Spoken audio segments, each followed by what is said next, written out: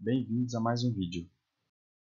Neste vídeo, vou apresentar 28 itens sobre o direito administrativo referente ao assunto da Lei de Improbidade Administrativa. A ação para a aplicação das sanções de que trata esta lei será proposta pelo Ministério Público e seguirá o procedimento comum, previsto no Código de Processo Civil, salvo o disposto nesta lei. A ação a que se refere o caput deste artigo deverá ser proposta perante o foro do local onde ocorrer o dano ou da pessoa jurídica prejudicada. A propositura da ação a que se refere o caput deste artigo prevenirá a competência do juízo para todas as ações posteriormente intentadas que possuam a mesma causa de pedir ou o mesmo objeto. A petição inicial observará o seguinte: deverá individualizar a conduta do réu e apontar os elementos probatórios mínimos que demonstrem a ocorrência das hipóteses dos artigos 9, 10 e 11 desta lei e de sua autoria, salvo impossibilidade devidamente fundamentada.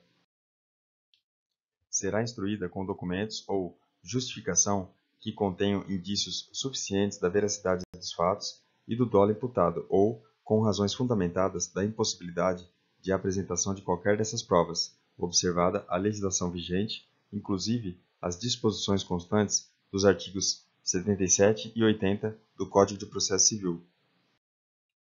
O Ministério Público poderá requerer as tutelas provisórias adequadas e necessárias, nos termos dos artigos 294 a 310 do Código de Processo Civil. A petição inicial será rejeitada nos casos do artigo 330 do Código de Processo Civil, bem como quando não preenchidos os requisitos a que se referem os incisos 1º e 2º do parágrafo 6º deste artigo, ou ainda quando manifestamente inexistente o ato da improbidade imputado. Se a petição inicial estiver em devida forma, o juiz mandará autuá-la e ordenará a citação dos requeridos para que a contestem no prazo comum de 30 dias, iniciado o prazo na forma do artigo 231 do Código de Processo Civil. Da decisão que rejeitar questões preliminares suscitadas pelo réu em sua contestação, caberá agravo de instrumento. Havendo a possibilidade de solução consensual, poderão as partes requerer ao juiz a interrupção do prazo para a contestação, por prazo não superior a 90 dias. Oferecida a contestação e, se for o caso, ouvido o autor, o juiz procederá ao julgamento conforme o estado do processo, observada a eventual inexistência manifesta do ato da improbidade.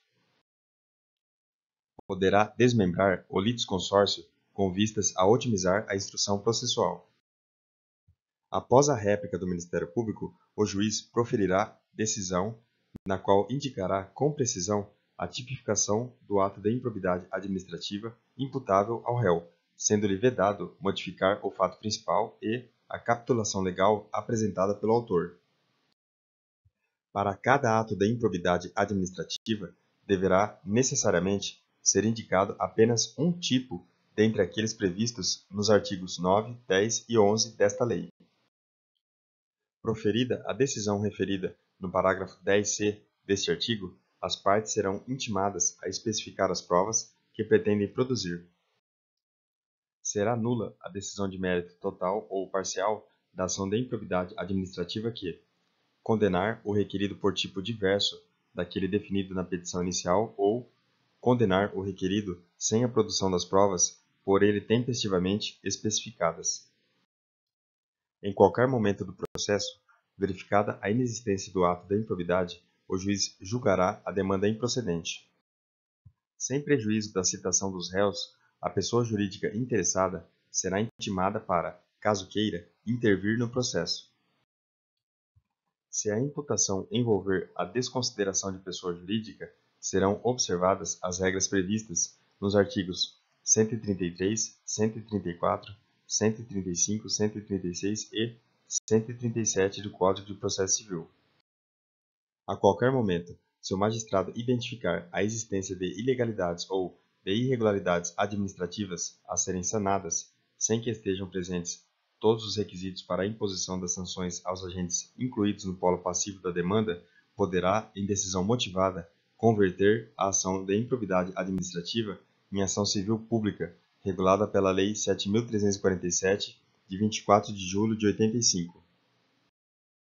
Da decisão que converter a ação de improbidade em ação civil pública caberá agravo de instrumento. Ao réu será assegurado o direito de ser interrogado sobre os fatos de que trata a ação, e a sua recusa ou o seu silêncio não implicarão confissão. Não se aplicam, na ação de improbidade administrativa, a presunção de veracidade dos fatos alegados pelo autor em caso de revelia. A imposição de ônus da prova ao réu na forma dos parágrafos 1º e 2º do artigo 373 do Código de Processo Civil. O ajuizamento de mais de uma ação de improbidade administrativa pelo mesmo fato, competindo ao Conselho Nacional do Ministério Público dirimir conflitos de atribuições entre membros de ministérios públicos distintos. E, por fim, não se aplicam na ação de improbidade administrativa o reexame obrigatório da sentença de improcedência ou de extinção sem resolução de mérito. A assessoria jurídica que emitiu o parecer atestando a legalidade prévia dos atos administrativos praticados pelo administrador público ficará obrigada a defendê-lo judicialmente, caso este venha a responder ação por improbidade administrativa, até que a decisão transite em julgado. Das decisões interlocutórias caberá agravo de instrumento, inclusive da decisão que rejeitar questões preliminares suscitadas pelo réu em sua contestação. Bons estudos e até o próximo vídeo.